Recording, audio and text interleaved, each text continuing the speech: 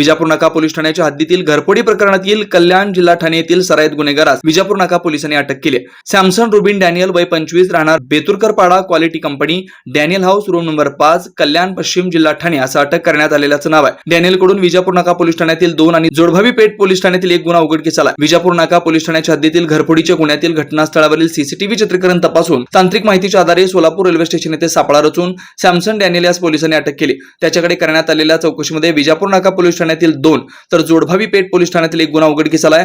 त्यातील 27,680 रुपयांचा मुद्देमाल पोलिसांनी जप्त केला.